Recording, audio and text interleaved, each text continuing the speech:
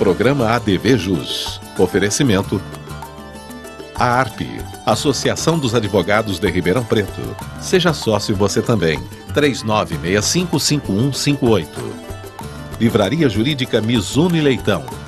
Quem faz direito, compra aqui. 3636-1375.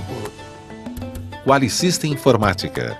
Automação e serviços para a área do direito. 3234-2720. Olá, meus amigos do ADV Jus, muito boa tarde. Quero mandar um abraço especial para os amigos aqui de Ribeirão Preto e também Sertãozinho. E mais especial ainda para todos os internautas que nos acompanham através do nosso site, o advjus.net. Muito obrigado, ok? Hoje, honrosamente, nós estamos recebendo aqui no estúdio do ADV Jus o Dr. César Augusto Moreira. O Dr. César Augusto Moreira é meu colega advogado, especialista na área do direito penal e do processo penal e também é professor em cursos preparatórios. A nossa pauta de hoje, a Lei Anticorrupção, a Lei 12.846 de 2013, que entrou em vigor há pouco tempo, ok? Fique aqui, o ADV Jus já está no ar.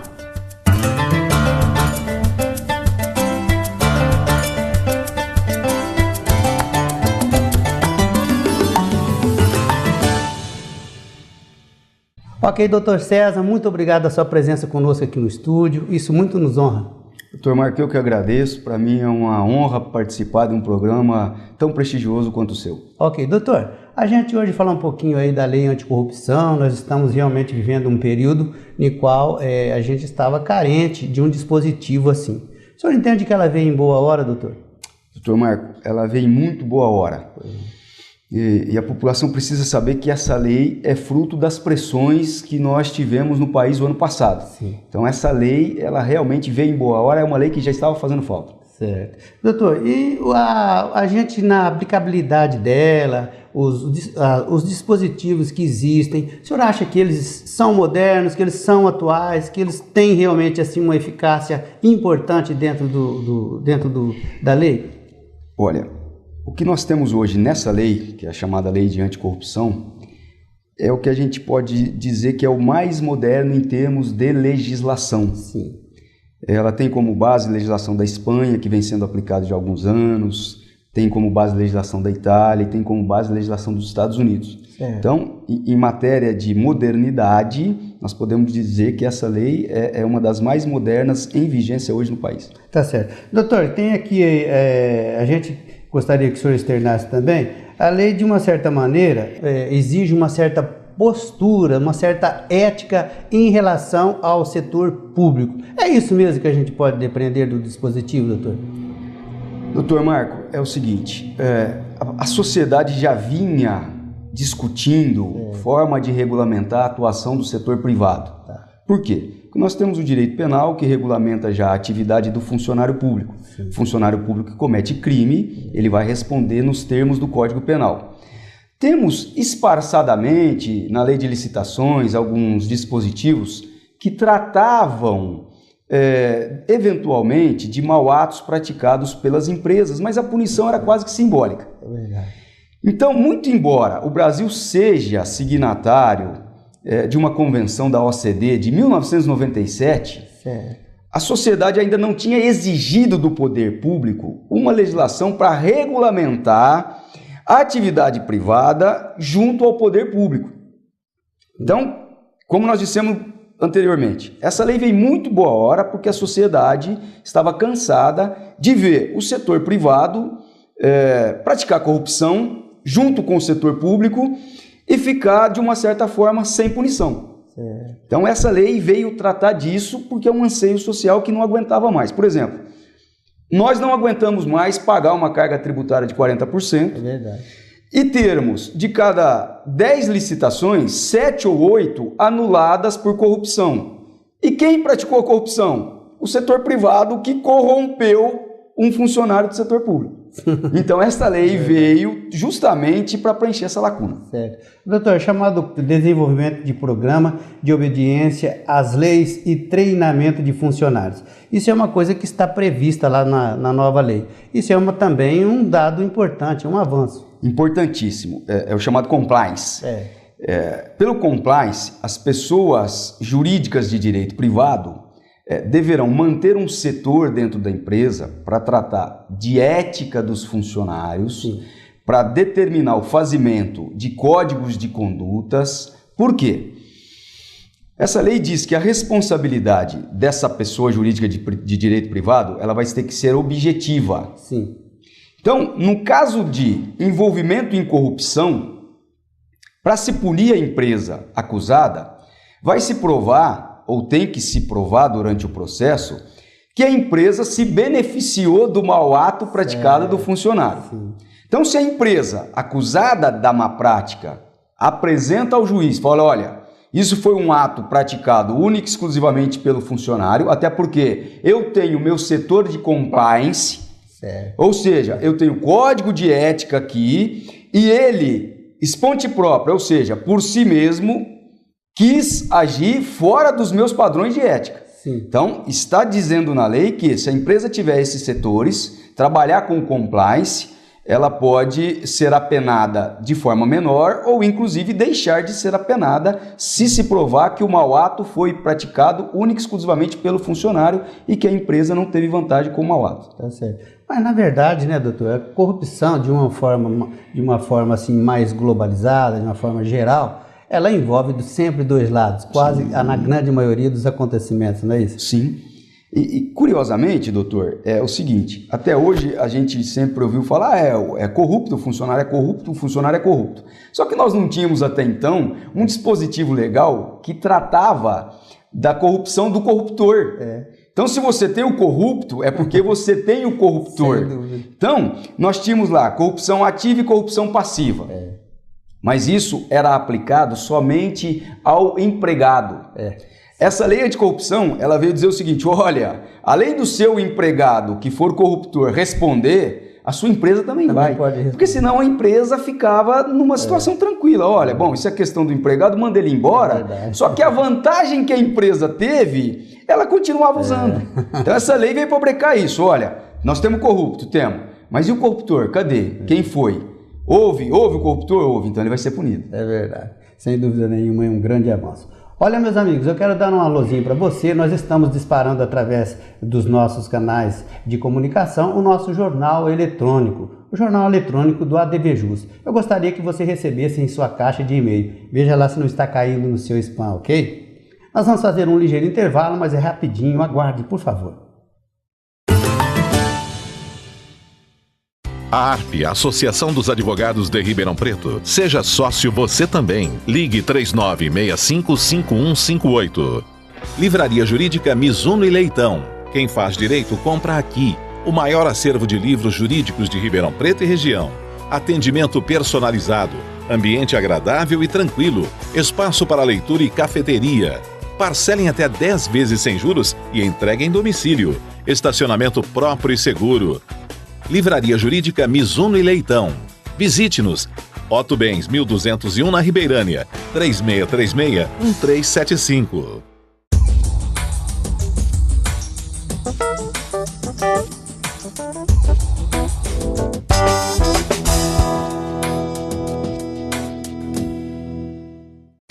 Espaço Homo. Zezinho Alfaiate. Confecção e aluguel de trajes. 3234-7544. Quali System Informática. Automação em serviços para a área do direito. Desenvolvemos o Quali Jurídico com controle de processo, agenda, gerenciador eletrônico de documentos, andamentos processuais, relatórios com filtros e controle financeiro. Oferecemos consultoria, assessoria, suporte técnico, projetos de infraestrutura com rapidez, segurança e ética. Quali System Informática. João Arcadepani Filho 137 3234 2720. Ok, voltamos então com o ADVJus, hoje recebendo o Dr. César Augusto Moreira. Dr. César, esta lei, ela está estão previstas ali dosagens, né, na aplicação de penalidades, mas existem várias atenuantes, né, doutor? Sim. Doutor Marco, curiosamente, o senhor tocou num ponto extremamente importante. Essa lei, ela não cria tipo penal. Sim. Então, ela veio para tratar de corrupção, mas aqui nós não temos pena de prisão. Sim. Diferentemente do Código Penal, diferentemente de legislações outras. Certo. Por quê? Porque o direito penal, ele tem que ser visto como a última ratio. Certo. Só deve se aplicar o direito penal quando os outros ramos do direito, o civil, o administrativo, não deram conta de resolver a questão. Exatamente. Só que nós estamos chegando à conclusão de que, nos casos de corrupção, principalmente de corrupção de pessoa jurídica, o efeito da pena de prisão, ele não é tão grande quanto o efeito da pena, por exemplo, tratada nesta lei, que é de sanção pecuniária. Certo. Então, hoje, dependendo do mau ato praticado, a pena imposta à empresa corruptora, ela pode chegar, ela vai de 0,1 a 20% do faturamento bruto, Que é bastante. que é muito dinheiro, principalmente quando nós estamos tratando, por exemplo, de licitações, de contratos que envolvem a casa do bilhão, às vezes. Muita coisa. Vejam agora os contratos da Copa. Sim. E mais, a pena aplicada, ela não pode ser menor do que o valor obtido com a corrupção. Sim. Então nós temos um avanço grande. Por quê? Em muitos casos, o corruptor ele faz o cálculo. Bom, qual que é a minha pena? 3 anos de prisão? Tá. Mas quanto que eu vou ganhar se eu corromper? 500 milhões. Bom, 500 milhões, 3 anos de prisão fica barato. Muito barato. Então, essa lei ela veio mexer no órgão mais sensível do ser humano, que não é o coração, é o bolso. Sem dúvida. É o bolso. Então, o que nós temos que buscar nessa lei? Todos, população, sociedade, operadores do direito, é que ela pegue.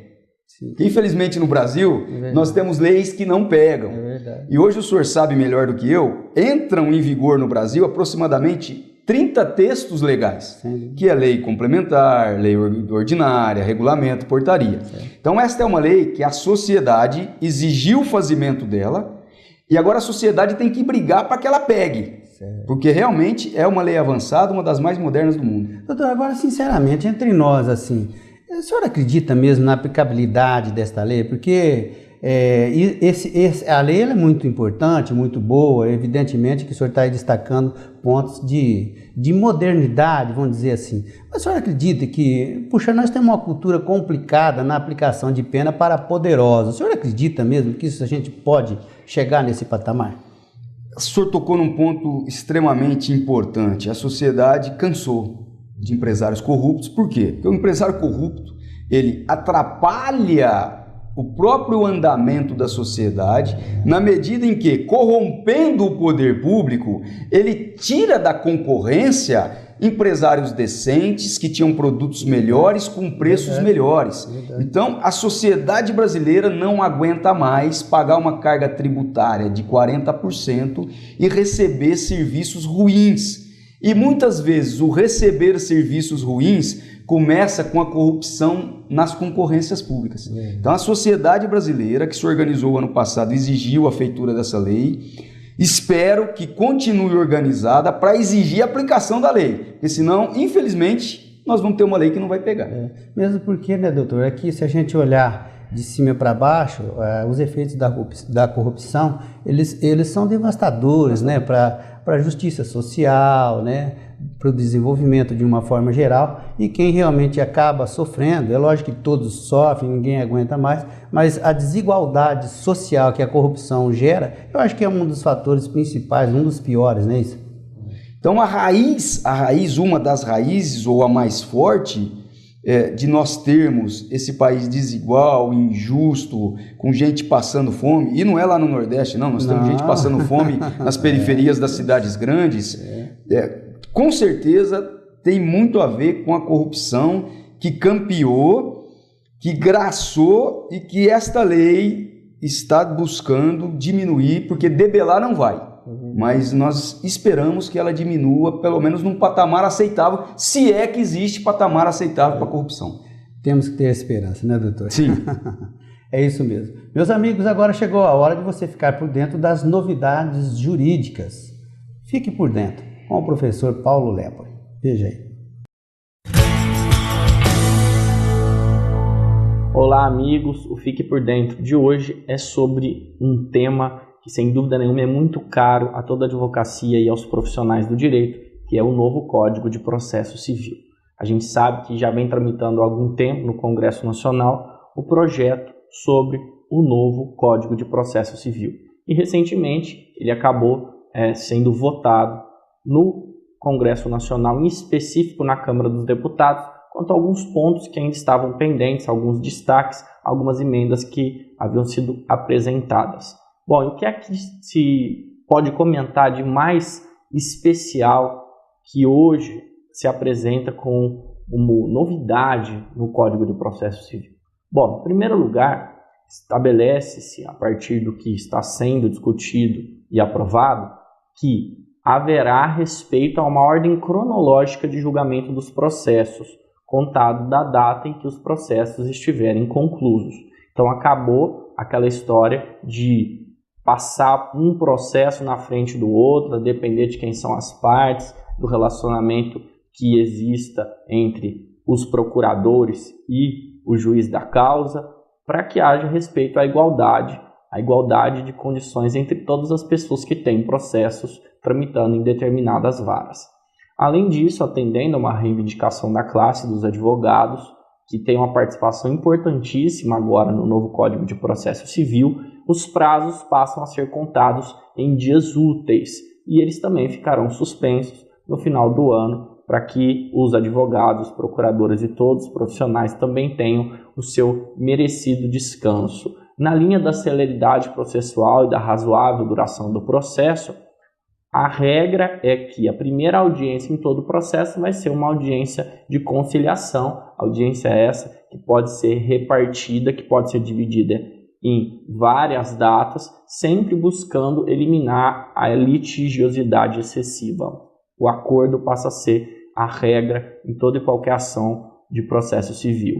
Além disso, há uma preocupação em se estabelecer honorários advocatícios, inclusive na fase recursal. Então, os magistrados vão fixar os honorários na fase recursal.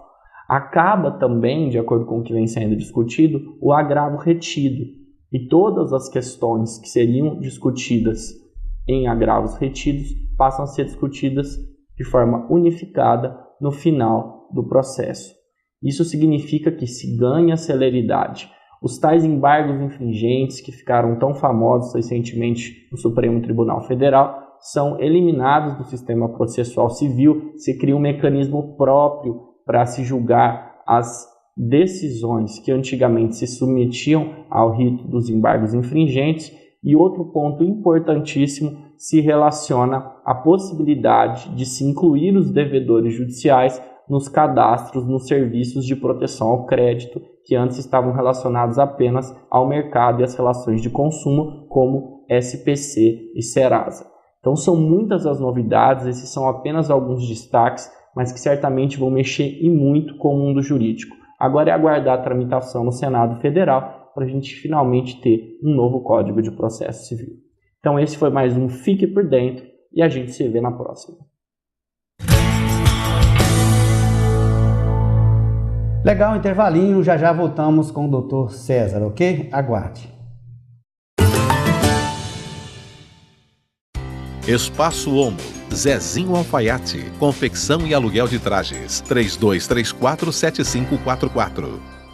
Quali System Informática, automação em serviços para a área do direito. Desenvolvemos o Quali Jurídico com controle de processo, agenda, gerenciador eletrônico de documentos, andamentos processuais, relatórios com filtros e controle financeiro. Oferecemos consultoria, assessoria, suporte técnico, projetos de infraestrutura com rapidez, segurança e ética. Quali System Informática. João Arcadepani Filho 137, 3234-2720.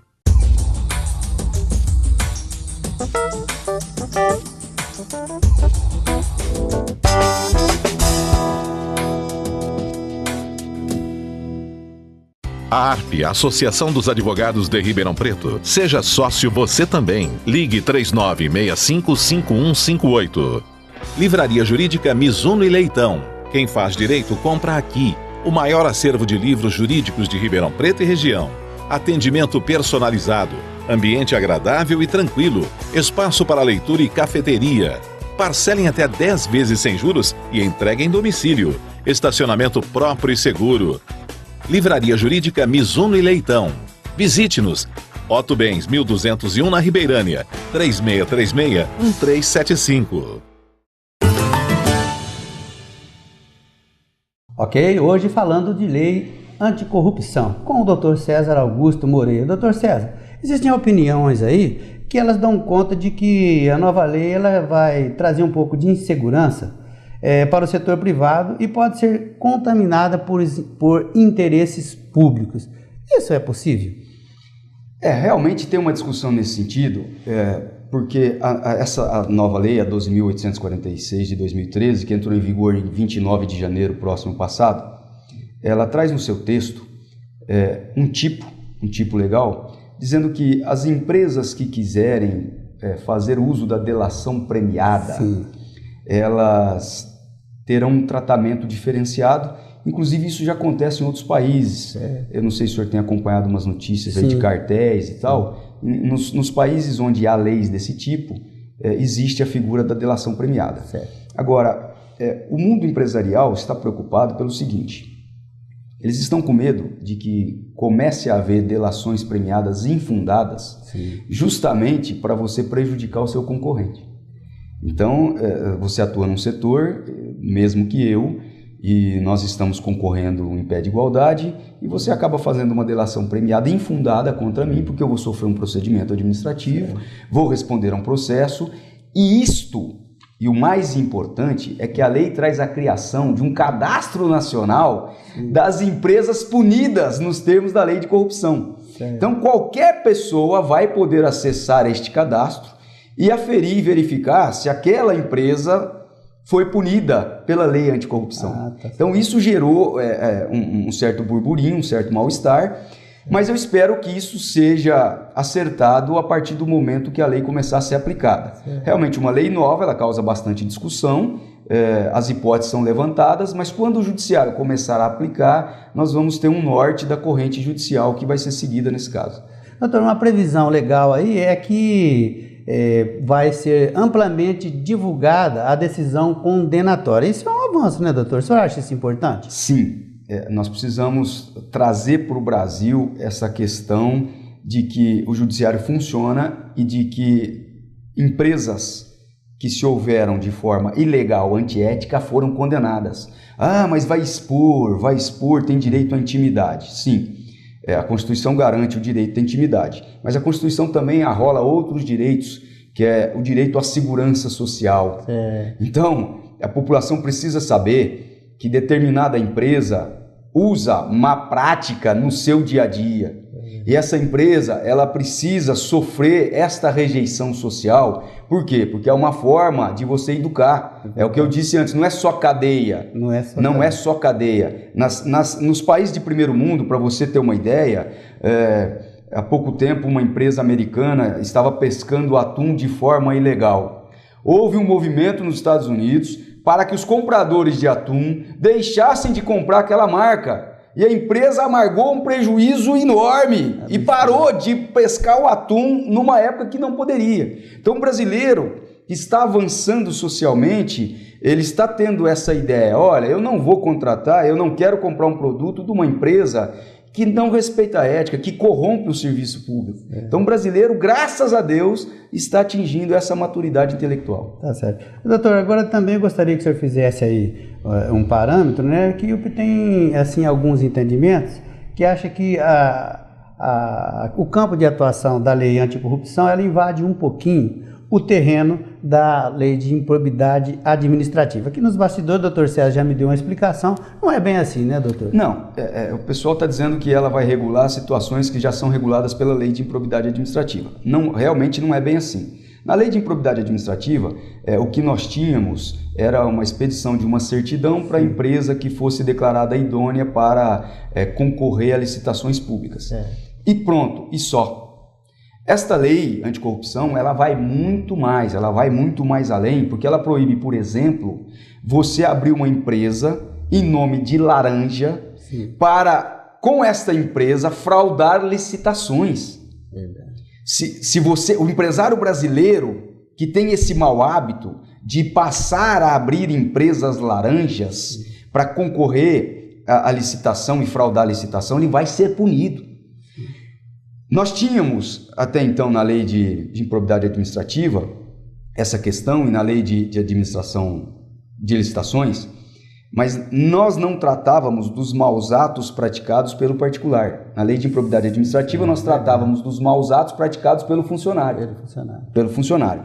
Então, esta lei anticorrupção, ela vai além do que está tratado na lei de licitações e na lei de improbidade administrativa, e veio preencher umas lacunas na medida em que ela trata da corrupção praticada por pessoa jurídica nacional e estrangeira, porque ela também alcança a pessoa jurídica estrangeira, não são só as nossas empresas. Se a empresa estrangeira que estiver atuando aqui praticar este mau ato, vai ser alcançada pela lei. E tem mais. Ai, doutor, mas a minha empresa ela estava irregular. A lei anticorrupção não quer saber se a sua empresa estava irregular ou não. Se ela praticou mau ato, você vai responder nos termos dela. Certo.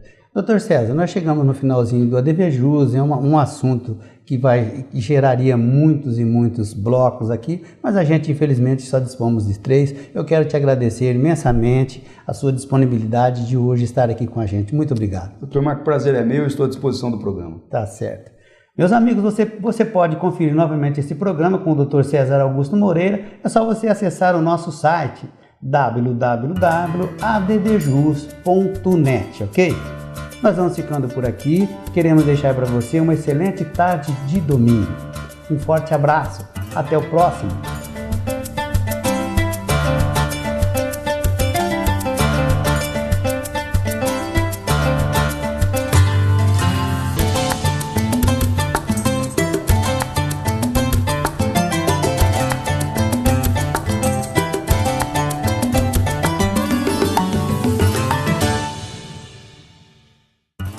Programa ADVJus. Oferecimento a ARP, Associação dos Advogados de Ribeirão Preto. Seja sócio você também. 3965-5158. Livraria Jurídica Mizuno e Leitão. Quem faz direito compra aqui. 3636-1375. Qualisystem Informática. Automação e serviços para a área do direito. 3234-2720.